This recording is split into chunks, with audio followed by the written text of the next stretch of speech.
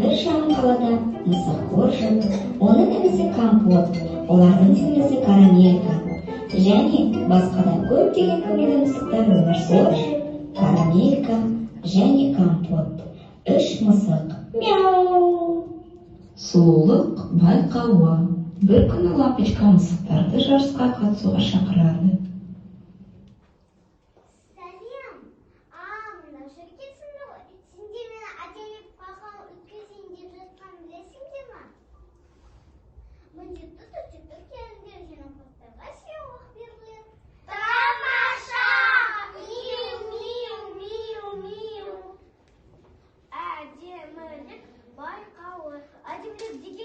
Лапочка не үшін сыйлық береді. Композа, қалай ойлайсың, әдемілік деген не? Мен үшін бұл үлкен дамды кек. Жейсің бе, дамды, не әдемілік. Әшім көзік, қалай ойлайсың? Маған Карамелька әдемі, өйткені ол қыз. Аулар ше, әдемі бола алмайды ма? Әдемілік екенін қалай түсінеміз? Сыйлықты қалай ұтып аламыз? Лапочка әдемі затын бәрін жақсы көреді. Сондықтан ағаш жасындағы мысықтар әдемі болса бәрі керек. Қазір көреміз. Бабочкасы бар қара костюм, бұйылған мыс, жылты көйлек, шашылғысы биік тақаулы аяқ киім. Әдемі!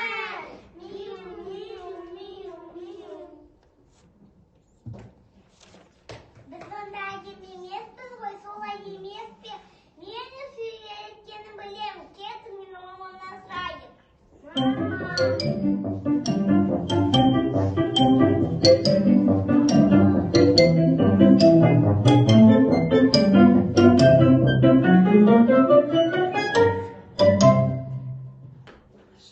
Анашым, бізде бабочкасы бар қара костюм, жылтыр көйлек, шашылғысы биік тақалы аяқ киім. Отымызда болған керек. Тырнағымызды боясақ, қысы бола берді. Бұл не саналықтағы? Бізде әдемілікті көп көрсету керек. Байқаудан мұның көріппіз, иә. Ақ, менің әдемі мысықтарым. Әдемілік киімде шашта деп ойлайсыңдар ма?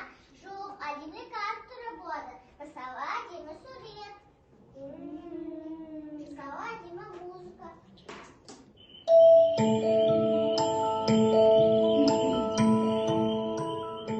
Әдемі күндеріне әдемі күннің батуы. Сонда әдемілік барлық жерде ма? Біздің қоршаған нәрселер бәрі әдемі деп айтқаныңыз келіп тұр ма? Иә, ол тіпті жан дүниемізде де бар. Жан дүниемізде? Иә, сыртқы киім емес, ішкі жан дүниемізбен көрсеткен жөн. Мен не істеу керек екенін білемін. Кеттік байқауға. Рахмет.